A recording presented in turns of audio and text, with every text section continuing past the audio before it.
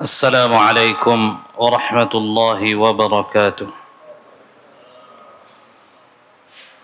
الحمد لله الذي فرض على عباده الصيام وجعله مطهرا لنفوسهم من الذنوب والآثام. أشهد أن لا إله إلا الله وحده لا شريك له وأشهد أن محمدا عبده ورسوله أفضل من صلى وصام ووقف بالمشاعر وطاف بالبيت الحرام. أما بعد، اللهم انفعنا بما علمتنا وعلمنا ما ينفعنا وزدنا علما. اللهم لا علم لنا إلا ما علمتنا إنك أنت العليم الحكيم. اللهم إنا نعوذ بك أن نشرك بك ونحن نعلم ونستغفرك لما لا نعلم. اللهم اجعل عملنا كله صالحا واجعله لوجهك خالصا ولا تجعل لأحد فيه شيئا. اللهم آمين.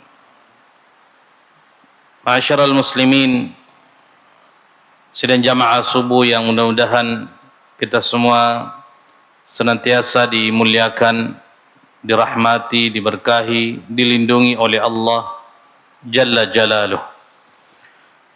Alhamdulillah, pada subuh ini kita kembali diberikan kesempatan, nikmat untuk menjalankan tugas dan tanggung jawab kita sebagai seorang yang beriman kepada Allah Subhanahu wa taala, yakni salat subuh secara berjamaah. Dan tentunya lebih nikmat lagi karena kita melaksanakan ini di bulan yang diberkahi oleh Allah Subhanahu wa taala. Tentunya dengan doa, harapan dari kita semua, semoga apa yang kita jalankan, yang kita tampilkan di hadapan Allah tercatat sebagai amal saleh yang menggembirakan kita nanti di hari kemudian kelak insyaallah. Ikhwatal iman rahimani wa rahimakumullah. Melanjutkan tadabbur kita pada malam hari kemarin berkaitan dengan keikhlasan atau tajdidun niyah di dalam menjalani ibadah Ramadan, untuk memastikan bahwa Ramadan kita pada tahun ini berbeda dengan Ramadan-Ramadan yang lalu. Khususnya fokus kita pada perhatian terhadap diterimanya amalan.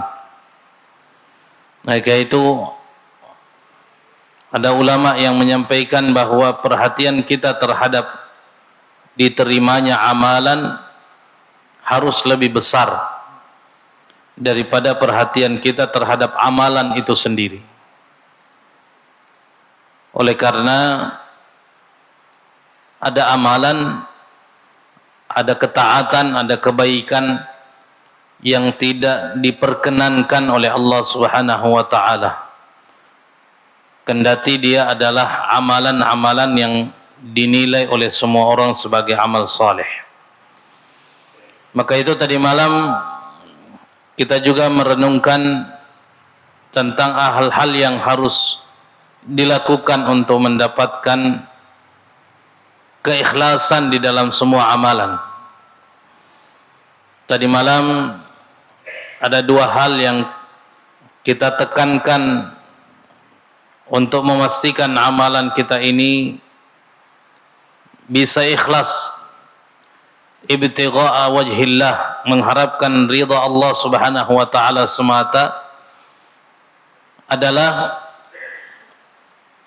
memiliki amalan-amalan rahasia di hadapan Allah. Jika amalan itu adalah amalan yang memang tidak harus ditampilkan di hadapan banyak orang, maka upayakanlah untuk melakukan amalan itu tanpa sepengetahuan orang. Makanya di dalam hadis 7 orang yang mendapatkan perlindungan dan naungan dari Allah Subhanahu wa taala, salah satu di antaranya adalah orang yang bersedekah dengan tangan kanannya dan tidak diketahui oleh tangan kirinya. Ini akan mendapatkan perlindungan dan naungan Allah Subhanahu wa taala. Karena memang itu di antara langkah yang bisa menyelamatkan hati kita dari ketidakikhlasan di dalam melakukan amalan. Kemudian yang kedua, tadi malam kita merenungkan bersama memperbanyak doa, khususnya untuk meminta perlindungan agar terhindar dari kesyirikan kecil, kesyirikan yang bisa menghabisi pahala dan kebaikan. Nabi sallallahu alaihi wasallam menyampaikan, inna akhwafu ma akhafu alaikum asyirkul asghar.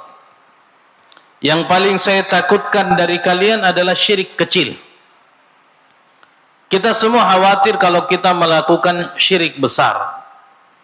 Bahkan insyaallah kita selalu ingin memastikan diri kita untuk tidak melakukan syirik besar, tidak menyembah berhala, tidak menyembah patung-patung, tempat-tempat keramat, meminta manfaat atau menghindarkan diri dari madarat dari tempat-tempat atau benda-benda yang dinilai keramat,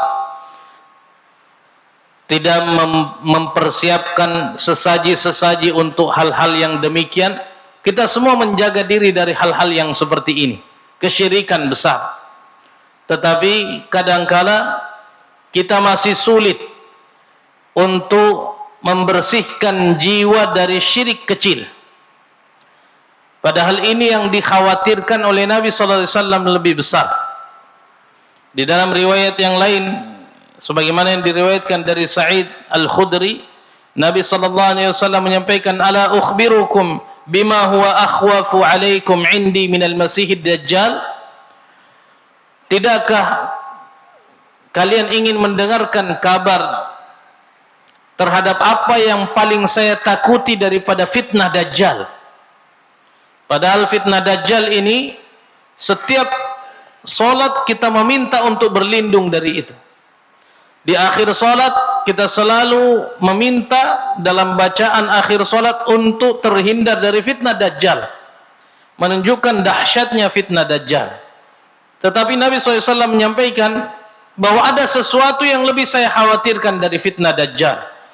Lalu sahabat-sahabat mengatakan, bala ya Rasulullah, tentu saya ingin, kami ingin ya Rasulullah. Maka Nabi SAW mengatakan, asyirkul khafi, kesyirikan kecil. Ini yang lebih mengkhawatirkan Nabi SAW daripada fitnah dajjal. Bagaimana bentuknya? Nabi SAW memberikan gambaran, yakumur rajulu fayusalli fayuzayyinu salatahu lima yara min nadhari rajulin. Syirik khafi yang dimaksudkan adalah syirik tersembunyi. Salah satu modelnya ketika seseorang berdiri melaksanakan salat, lalu memperbaiki, mengindahkan salatnya, memperbaiki caranya menjalankan salat agar terlihat oleh orang. Sederhana. Bahkan kadangkala tidak ada ciri-cirinya orang yang melakukan syirik kecil ini. Dia melaksanakan solat dan terlintas di hatinya ingin memperbaiki solatnya supaya orang lain bisa melihat, atau supaya dikagumi, dipuji dan disanjung-sanjung oleh orang dengan apa yang dia lakukan dari ibadah. Maka itu termasuk kesyirikan yang tersembunyi.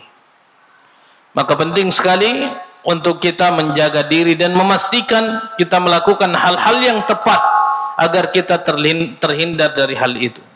Kita ingin melanjutkan hal yang perlu dilakukan untuk menjaga keikhlasan. Di samping dua hal yang tadi malam kita renungkan bersama, yang berikutnya adalah meyakinkan diri kita atau memperkuat keyakinan bahwa sesungguhnya amalan kita ini tidak dibutuhkan oleh Allah. Sebaliknya justru kita yang butuh dengan amalan ini. Memastikan dan memperkuat keyakinan bahwa tidak ada amalan kita yang dibutuhkan Allah sesungguhnya. Ini yang seringkali ada perasaan di dalam hati bahwa kita ini sudah melakukan kebaikan sehingga kemudian kita merasa sudah pantas mendapatkan hadiah dari Allah karena kita sudah memberikan apa yang diperlukan oleh Allah. Ini kekeliruan dalam keyakinan kita. Sebab perintah Allah Subhanahu wa taala kepada orang beriman untuk menjalankan tugasnya sebagai seorang beriman itu tidak menunjukkan bahwa Allah butuh dengan apa yang diperintahkan. Berbeda dengan kita.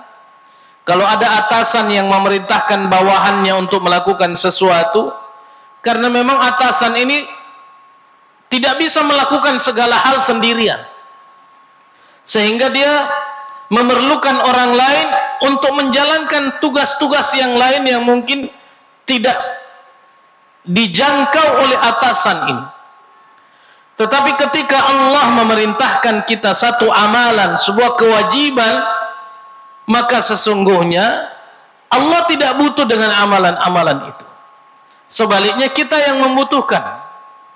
Sehingga keyakinan seperti ini akan lebih mudah untuk membawa kita kepada keikhlasan bahwa memang betul-betul tidak ada yang kita lakukan kecuali kita mengharapkan sesuatu yang terbaik dari Allah Jalla Jalaluhu. Di dalam hadis qudsi yang cukup panjang, Allah Subhanahu wa taala menjelaskan secara gamblang bahwa amalan kita itu tidak punya pengaruh apa-apa terhadap apa yang dimiliki oleh Allah Subhanahu wa taala. Kata Allah Subhanahu wa taala dalam hadis qudsi, "Ya ibadi, law anna awwalakum wa akhirakum wa insakum wa jinnakum kanu ala atqa qalbi rajulin wahidin minkum ma zada dzalika min mulki syai'a." Kata Allah, wahai sekalian hambaku, kalau sekiranya orang pertama dari kalian sampai orang terakhir, bahkan jin dan manusia sekalipun berkumpul untuk sepakat menjadi orang yang bertakwa kepada Allah, mazada dzalika min mulki syai'a, itu tidak pernah bisa menambah sedikit pun dari kekuasaanku. Kalau semua orang bertakwa, itu tidak pengaruh apa-apa terhadap kekuasaan Allah. Allah perintahkan kita bertakwa bukan berarti Allah butuh dengan ketakwaan kita. Sebaliknya kata Allah Subhanahu wa taala, kalau semua manusia, jin dan manusia, yang pertama sampai yang terakhir, kanu ala afjari qalbi rajulin wahidin minkum, semuanya sepakat untuk durhaka semua. Semua sepakat untuk berdosa semua. Ma naqasa dzalika min mulki syai'a, tidak bisa mengurangi sedikit pun dari kekuasaanku. Kita mau beriman atau mau kafir, tidak ada pengaruhnya dalam kekuasaan Allah. Kita mau bertakwa atau kita mau berdurhaka, tidak punya efek sedikit pun terhadap kekuasaan Allah, dikurangi atau dilebihkan.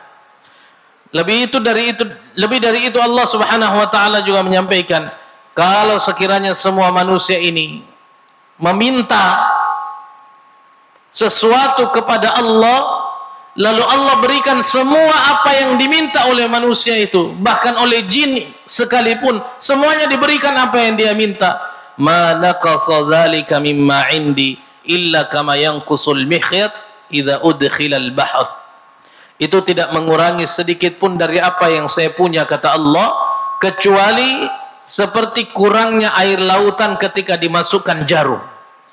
Kita masukkan jarum ke air lautan, lalu kita angkat, tetesan pertama itu adalah merupakan semua yang diberikan Allah kepada semua makhluk. Dan air lautan itu adalah kepunyaan Allah. Dan apa yang bisa berkurang dari satu tetes dibanding sejumlah besar air lautan yang tidak terhingga jumlahnya itu. Ini memberikan edukasi kepada kita bahwa kalau kita tidak ikhlas, itu tidak akan merugikan Allah. Tetapi ketidakikhlasan kita akan berefek pada diri kita sendiri daripada penerimaan terhadap apa yang sudah kita tampilkan. Sehingga ketika ada seseorang merencanakan untuk memastikan amalannya ini adalah amalan yang ikhlas karena Allah Subhanahu wa taala, maka untuk membantu itu dia mesti meyakini bahwa apa yang dia lakukan itu tidak dibutuhkan Allah. Maka jangan selalu merasa sudah baik. Jangan selalu merasa sudah sempurna ibadahnya, ketaatannya. Ini penyakit yang seringkali menjangkit orang-orang yang menilai dirinya sebagai orang saleh. Allah Subhanahu wa taala melarang kita untuk merasa suci. Fala tuzakku anfusakum. Di dalam ayat yang lain Allah Subhanahu wa taala menyampaikan, wa qala Musa in takfuru antum wa man fil ardi jami'a fa innallaha laghaniyyun hamid. Bahkan ketika semua kalian itu kafir terhadap Allah Subhanahu wa taala, sadarilah, yakinilah bahwa sesungguhnya Allah ini maha kaya. Ketika Syekh bin Baz membaca salah satu ayat di dalam Al-Quran, wa idh yarfa'u Ibrahimul qawa'ida minal bait wa Ismailu rabbana taqabbal minna innaka antas sami'ul alim. Ketika ayat ini dibacakan oleh beliau dalam sebuah majlis, beliau sejenak berdiam diri lebih dari 5 menit sambil menangis.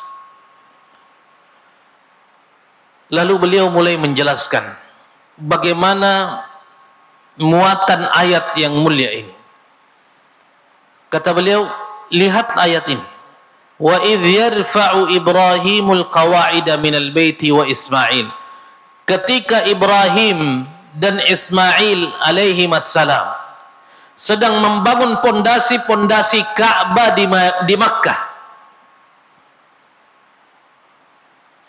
Lalu ketika berakhir apa yang dia lakukan, mereka berdua meminta kepada Allah Subhanahu wa taala, Rabbana taqabbal minna, ya Allah, terima apa yang kami lakukan. Sesungguhnya Engkau Maha mendengar dan Maha mengetahui. Kata Syekh bin Baz, perhatikan ayat ini. Ayat ini semua yang melekat dan ditampilkan Allah adalah hal-hal yang istimewa. Yang melakukan pekerjaan dalam ayat ini, fa'ilnya adalah Ibrahim dan Ismail. Orang yang istimewa di mata Allah, kekasih Allah, melakukan amalan yang istimewa, membangun pondasi Ka'bah, melakukan amalan di tempat yang istimewa, di Makkah Al-Mukarramah. Sudah sedemikian komplitnya keistimewaan yang terjadi dalam proses ini, tapi mereka berdua tidak pernah lupa untuk berdoa, ya Allah, terima amalan ini. Apa artinya? Mereka berdua meyakini bahwa ada amalan yang ditolak, meskipun amalan itu dilakukan oleh orang baik. Ada amalan yang ditolak meskipun amalan itu adalah amalan baik. Siapa yang memungkiri bahwa Ibrahim dan Ismail ini bukan orang baik, orang istimewa, diangkat sebagai Khalilullah Ibrahim alaihi salam? Siapa yang memungkiri bahwa yang berhubungan dengan Ka'bah dan pembangunannya ini adalah amalan yang istimewa? Siapa yang memungkiri bahwa Makkah Al-Mukarramah, tempat dibangunnya tempat ini, adalah tempat yang istimewa? Tetapi Ibrahim dan Ismail sadar diri, tidak merasa suci, tidak merasa sudah hebat, lalu kemudian menganggap dirinya dibutuhkan oleh Allah. Tidak. Dia tetap berdoa, ya Allah terima amalan saya ini, ya Allah terima amalan saya ini. Itu mengajarkan kepada kita semua bahwa meyakinkan diri bahwa Allah tidak membutuhkan amalan kita adalah salah satu langkah strategis untuk bisa membawa kita kepada keikhlasan niat di dalam beramal. Kemudian yang berikutnya, yang terakhir dalam kesempatan perenungan kita pada subuh yang mubarakah ini, untuk memudahkan kita ikhlas di dalam melakukan amalan adalah fokus terhadap penilaian Allah, tidak peduli dengan penilaian manusia. Manusia mau mencaci atau mau memuji, tidak boleh ada pengaruhnya dalam amalan. Makanya kalau ada orang yang meninggalkan amalan karena takut nanti riya, itu juga dosa. Melakukan amalan karena ingin dipuji juga dosa. Sehingga kita berada di persimpangan jalan yang dilematis. Kalau kita lakukan karena ingin dipuji, kita dosa syirik kecil. Kalau kita meninggalkan amalan karena takut riya, kita bisa-bisa jatuh dalam syirik besar. Sehingga untuk menjaga hati agar tetap konsisten dengan keikhlasan, pastikan bahwa kita lakukan ini karena kita mengejar penilaian Allah, tidak yang lainnya. Imam Dhannun Al-Misri, seorang ulama dari Mesir, pernah menyampaikan, "Thalathun min alamatil ikhlas." Ada 3 alamat, ada 3 ciri-cirinya orang itu dikatakan ikhlas. Dan 3-tiganya ini berkaitan dengan mengejar penilaian Allah. Kata beliau, yang pertama adalah istiwa'ul madhi wa dhammi minal ammah. Bersikap konsisten terhadap pujian dan celaan akan amalan yang kita lakukan. Artinya kita melakukan amalan karena ingin dapat ridha Allah. Kita ingin melakukan amalan karena sedang mencari wajah di hadapan Allah. Kita cari mukanya di hadapan Allah. Sehingga kita konsisten terhadap semua celaan dan pujian. Kita sadar kalau kita melakukan amalan, ada saja yang tidak suka. Kalau kita melakukan ibadah, ada saja yang selalu memuji. Dan orang yang ikhlas adalah orang yang konsisten dengan amalannya, tidak terpengaruh dengan pujian atau celaan. Wala yakhafuna laumata laim. Dicela tidak berpengaruh, dipuji juga tidak lupa diri. Ini yang pertama, istiwa'ul madhi wadzam. Konsisten dalam amalan, tidak terpengaruh terhadap pujian atau celaan di dalam amalan. Yang kedua, kata beliau, nisyanu ru'yatil a'mali fil amal. Melupakan melihat amalan-amalan yang lalu. Jadi kalau kita melakukan amalan, fokus kita jangan pada amalannya, tapi fokus kita pada memastikan amalan ini diterima atau tidak. Makanya tadi di awal kita sampaikan apa yang disampaikan oleh ulama, bahwa perhatian kita terhadap diterimanya amalan harus lebih besar. Jangan sampai kita hanya fokus beramal, tapi tidak mau tahu diterima atau tidak, urusan belakangan deh. Yang penting saya lakukan dulu atau tidak. Kita harus memastikan amalan ini baik dan benar agar bisa menjadi syarat untuk diterimanya amalan. Kemudian yang ketiga, iqtida'u thawabil amal fil akhirah. Memastikan bahwa amalan ini punya nilai di akhirat nanti. Maka kalau ini kita lakukan, kita tidak akan terlalu fokus pada besar atau kecilnya amalan, tapi kita fokus pada kualitasnya. Ada salah satu potongan kisah dari seorang istri khalifah terbesar di dinasti Abbasiyah yang bernama Harun al-Rashid. Beliau punya istri namanya Zubaidah. Zubaidah ini suatu waktu, karena pemerintahan kala itu pusatnya ada di Irak, suatu waktu melakukan perjalanan haji. Sampai di kota Makkah, dia dapati kota Makkah sedang kekeringan, musim paceklik berkepanjangan, kemarau panjang, susah air. Maka Zubaidah, seorang istri khalifah yang termasuk sebagai khalifah terbesar di dinasti Abbasiyah, yang mengatakan, bahkan ada yang mengatakan sampai sepertiga bumi ini di bawah kekuasaan beliau, menginisiasi proyek besar pengairan sampai ke kota Makkah untuk memberikan air kepada hujjaj wal mu'tamirin, orang-orang yang haji, orang-orang yang umrah. Ini tidak kesulitan air. Proyek besar, mega proyek pengairan besar, bukan antar kabupaten tapi antar negara.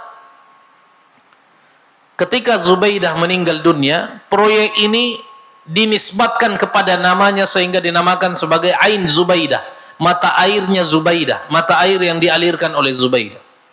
Suatu waktu ada keluarga terdekatnya yang bermimpi bertemu dengan Zubaidah. Lalu keluarganya ini bertanya kepada Zubaidah, apa yang telah dilakukan oleh Tuhanmu, hai Zubaidah? Kata Zubaidah ini, demi Allah, semua yang diberikan Allah adalah kebaikan. Maka keluarganya ini bertanya, apakah karena Ain Zubaidah yang kamu bangun itu? Karena semua orang tahu ini adalah amal jariah terbesarmu, pengairan untuk kota Makkah, kota yang diberkahi. Pengairan ini untuk memudahkan orang-orang yang haji agar mendapatkan air yang cukup. Semua orang tahu ini adalah amal jariah terbesarmu.